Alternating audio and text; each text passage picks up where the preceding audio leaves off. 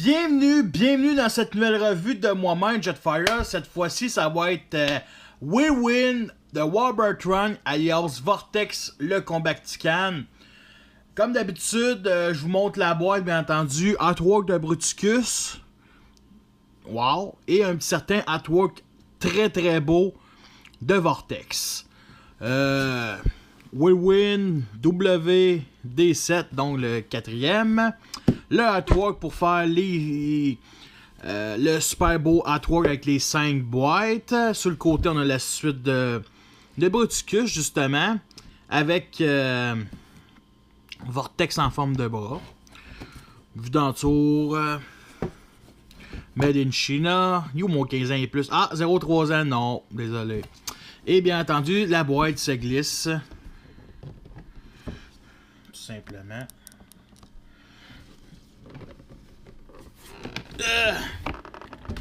Pour nous faire agent âge 15 ans et plus, yes, avec Whirlwind, Warburtron, le même artwork mais en plus beau, avec la planète Terre et la Lune et le soleil qui veut se lever. Vue d'en arrière, artwork en mode robot et véhicule, ainsi que le personnage en fond. C'est vraiment très très beau, j'adore cette boîte là. Et ici c'est un peu magané parce que c'est bizarre des fois ces boîtes là. Fait que on nous donne bien entendu une instruction. Et c'est une instruction aussi cheap que celle de Swindle comparée à Brawl et Blastoff. Du mode robot à mode véhicule. Et l'autre bord du mode véhicule au mode main pour le gros robot. Avec les accessoires aussi. On nous donne une petite carte comme les autres Warburtron avec l'artwork. Et il y a un petit détail qui me dérange, c'est on voit un fusil ici qui ne vend pas avec le jouet. Sinon, c'est un très beau effet. Des explosions en arrière. Michael Bay serait ravi. C'est un sergent et c'est maître des arts martiaux. Ça paraît, c'est un ninja. Intelligence 4, force donc 8 sur 10, comme sur toutes les autres cartes. Force 3. Skill, c'est... merde, ça veut dire quoi? C'est endurance? Merde, je me souviens plus. 5 étoiles. Bon, c'est déjà cool. Très le fun. Et on s'en pas plus là-dessus. Voici Vortex.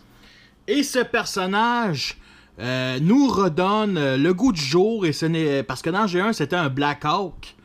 Comme dans le film le Black Hawk Down. Non, mais pour de vrai, ça nous donne un véhicule, un style Apache, je dirais armé. Comment je pourrais dire non? Excusez. Un style d'Apache, mais ça n'a pas vraiment de nom. Je veux dire, c'est inspiré des Apaches, mais sérieux, c'est comme... c'est comme un peu comme Brawl qui est inspiré d'un Abrams sans être un Abrams, tu sais. Fait que très très détaillé, plein d'affaires ici, le chrome, du chrome sur les armes, du chrome sur les épées qui sont aussi les rotors, avec un certain gris foncé un peu plus, quand même beau parce que c'est pas du gris plastique de G1 d'Hasbro. C'est un gris foncé qui donne quand même une bonne source de couleur. Il y a du chrome aussi ici. Train d'atterrissage ici. On peut bien entendu les fermer. C'est comme ça. Comme ceci. Et lui, on fait juste remettre ça vers l'avant. Un énorme canon avec... la noirceur, du noir au bout, comme ça serait déjà un canon utilisé, souvent contre les Autobots. Des petits missiles jaunes ici. J'aurais peut-être plus préféré plus de missiles. Le cockpit assez détaillé pour 2 personnages humains. Et justement, je voulais mettre un signe Autobot. Un signe Decepticon sur le chose, puis je me suis dit que c'était pas trop nécessaire à cause que ça bloque la vue des humains, mais c'est un Transformer. Fait que j'aimerais savoir votre avis si ça vous tente que je mette un logo Decepticon ici. Parce que pour l'instant, j'en ai mis un petit ici qui, faut l'avouer, quand même très beau. Là. Je veux dire, je l'ai pas mis l'autre bord à cause des pannes. Je s'entendait pas qu'il se détache facilement. Mais sérieusement, je veux savoir votre avis. Peut-être que je vais le mettre, peut-être que je le mettrai pas.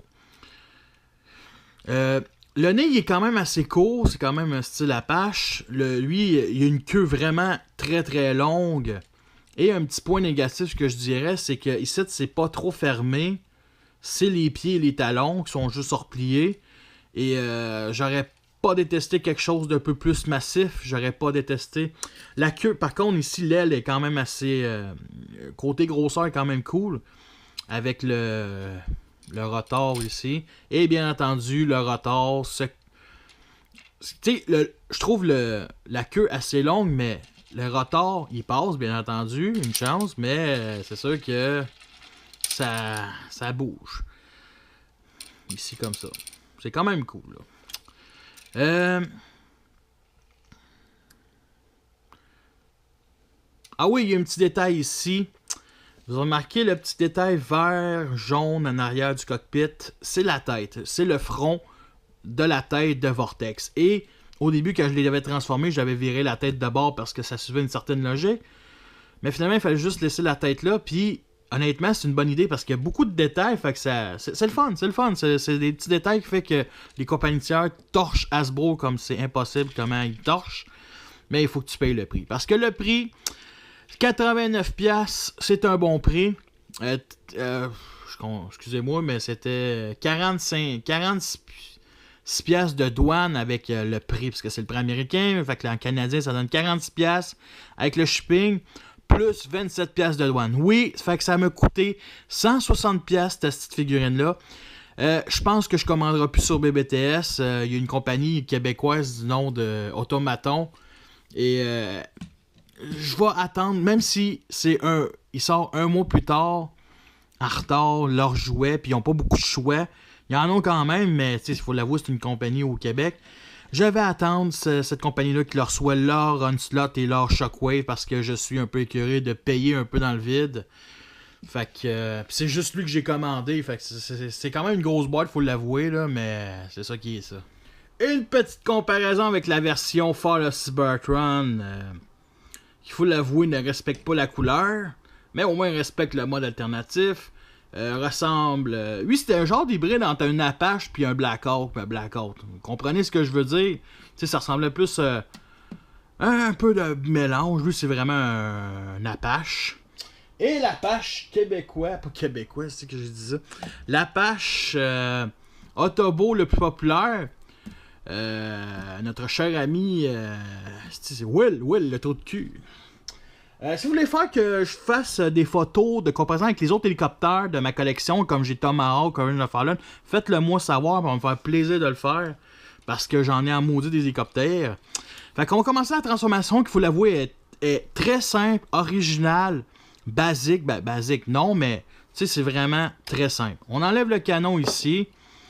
Déjà, la transformation est 90% est déjà faite. On va placer, ça c'est les bras en passant. Fait que les bras, on va juste les mettre comme ceci. On prend cette petite partie-là et on va glisser les points. Comme ceci. L'autre bord ne fait pas exception.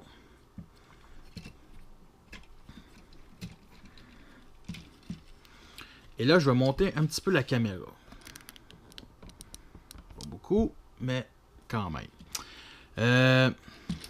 Pour les pieds, c'est bien simple.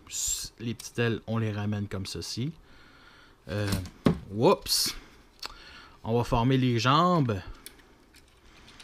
On détache cette partie-là à l'arrière. Et les jambes, on fait juste les glisser. Ici comme ça. Pour qu'on les sépare parce que c'est beaucoup mieux. Là, un peu dommage, c'est que le foutu bon, c'est séparé. Une fois pour toutes. Et on vient c'est supposé clipser comme ceci. L'autre bord, c'est la même affaire. Bon, comme ceci. Là, pour les ailes ici, comme ça, cette partie-là, on va venir, celle-là, tourner comme ça, mais celle-là, elle suit. Fait que c'est un peu normal.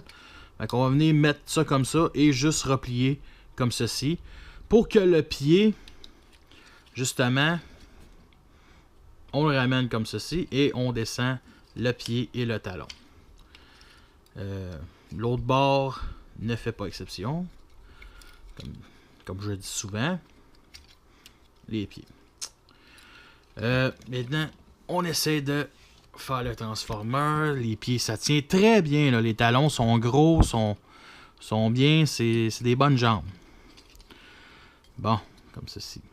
Et le reste qu'il faut faire, c'est prendre cette partie-là et la venir monter 90 degrés vers le haut, tout simplement. Et le reste se fait extrêmement tout seul. Il y a cette partie-là ici qu'on vient descendre, mais que rien n'éclipse. Je trouve ça dommage. J'aurais aimé ça quelque chose vient le bloquer. Et cette partie-là, juste le mettre en arrière. La tête est correcte. Les épaules, canons, sont comme du monde correct. Et l'arme, juste à faire ça. Et nous avons notre Vortex, alias Whirlwind de Warburton. Voici une petite comparaison avec Will, l'Apache Autobo, et bien entendu Vortex mode cybertronien qui est un Deluxe, que la couleur ne fit pas vraiment, mais que la tête ressemble, mais pas énormément. C'est vraiment le même personnage, mais avec un corps différent. Écoutez, c'est du Fall of Cybertron, c'est du, on va dire du Chug un peu. Par où commencer? Sérieux? Regardez la tête, comment elle est très très belle, avec du gros light piping, là, sérieux. En ce moment, j'ai pas de lampe de poche, là. Mais attendez un instant. J'ai la lampe ici. Oups, c'est un peu chaud. Mais vraiment, la visière, elle sort vraiment avec les détails sur le front. Moi, sérieux, elle me fait vraiment triper cette tête-là. C'est une tête un peu de robot typique, on va dire, parce qu'il n'y a pas vraiment de... Tu sais, on voit bien que c'est un mode plate, là. Mais bon, pas plus grave que ça. Côté articulation, c'est assez basique, mais assez intéressant. Il y a l'épaule ici, les canons, ils bougent comme ceci. Comme vous voyez. Articulation ici comme ça. Un certain ratchet joint, je dirais. Pivot ici. Articulation en avant et en arrière pour la main. Le bras, excusez. La main, bien entendu, les 4 doigts y articulent. Tourne 360 degrés. Penché en avant en arrière. Mais ça, c'est plus une étape de transformation avec celle-là aussi. La tête est sur bas-joint, comme je disais. Une articulation ici. Mais là, je viens d'oublier une étape de transformation. Cette partie-là, excusez-moi, là, elle vient se mettre ici pour bloquer les épaules et venir fermer un peu l'arrière. Excusez-moi pour ça. Et là, maintenant, nous avons notre Vortex mode terrestre. Bon, on va continuer les articulations. Ici, articulation jusqu'à là. Assez bon. Pivot. Articulation en arrière, surtout. Les pieds, 360 degrés. Mais ça, c'est une étape de transformation. Sinon, ici, tu es sur bas-joint. Mais ça penche pas beaucoup. Je veux dire, c'est pas fait pour que ça soit... qu'on fasse un angle de 90 degrés. Et bien entendu, les talons ici qui sont levés, comme ceci, et sur pivot. C'est quand même le fun. Côté arme, je pense que vous l'avez tous vu. Double lance-roquette sur épaule. Lance-roquette canon, comme ceci. Qui se met sur les parties ici comme ça. Sur les côtés. Là, cette arme-là, on va l'enlever. Oups. Je vais revenir ça tout à l'heure. Mais ça reste que, regardez comment elle est très belle, très détaillée. Justement, des parties jaunes transparentes avec du chrome. Très très le fun. Que ce soit vraiment vraiment très détaillé. Port Millican ici. Et une petite poignée. Que je n'ai pas d'ongles. Et justement, je prends un tournevis ici. Inquiétez-vous pas, je ne le maganerai pas. Et je ne fais que le lever comme ça. Pour finalement se mettre ici, mais moins bien que le port Millican, qui reste quand même assez coincé. Lui, il est fragile. Et un peu dommage, c'est que si je le mets sur la main, avec cette partie-là qui est trop épaisse, que la main est beaucoup, à moins que non, vraiment pas, elle reste de même, je ne peux pas la mettre dans sa main. Fait que ça ne sert presque à rien. Puis je vais être honnête, ça sert à quelque chose, je vais le savoir un jour. Sinon, est-ce qu'on peut le mettre ici? Bof. Oh. Ça reste quand même assez fragile. Fait que ça ne sert absolument à rien. Il y a aussi, bien entendu, son gros canon ici, qui est le devant, qui est détaillé autant que... c'est le devant du hélicoptère, fait que c'est la même affaire. Par contre, on a une petite surprise aussi. Et ça, c'est pour les lames en arrière. Il y a une petite cachette secrète. Et là, je vais avoir un petit peu de la misère à...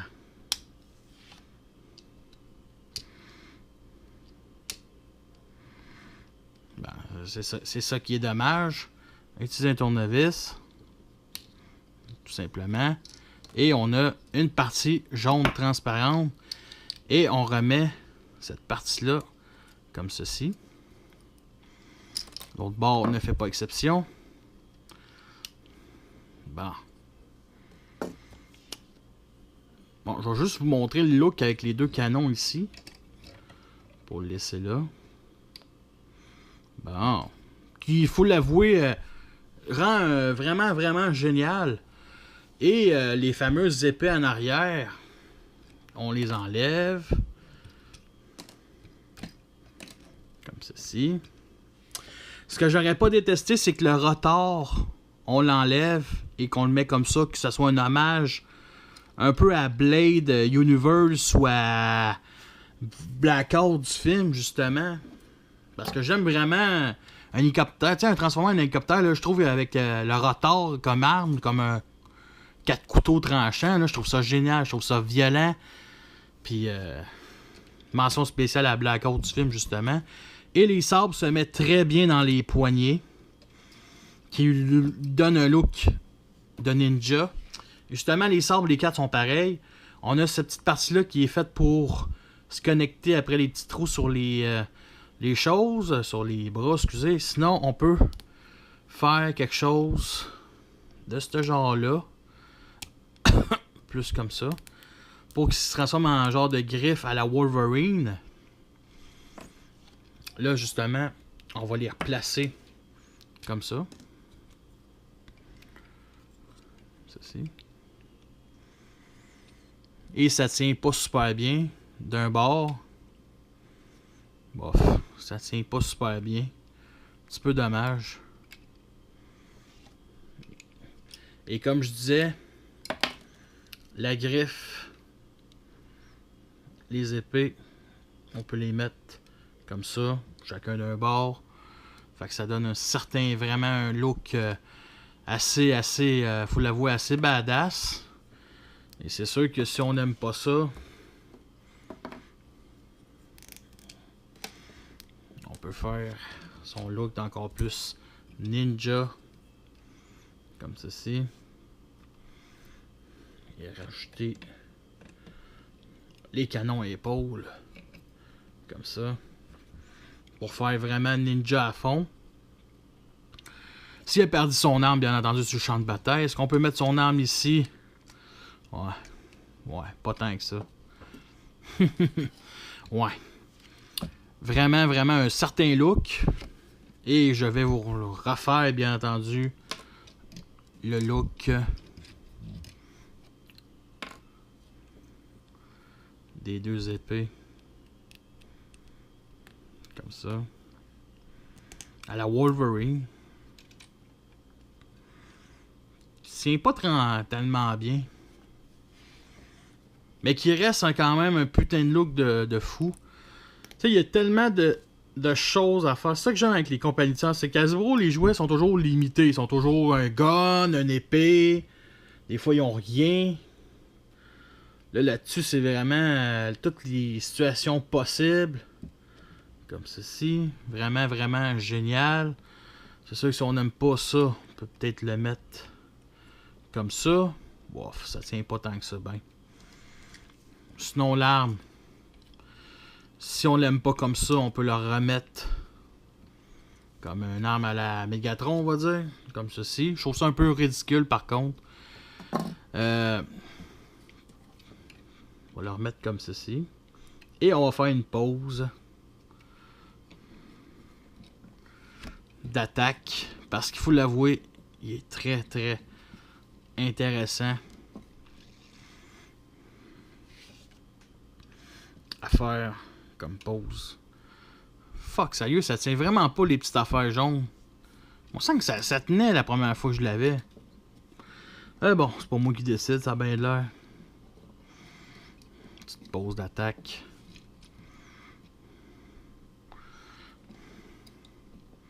Qui tient pas tant que ça. Bon, ça va suffire ça pour l'instant.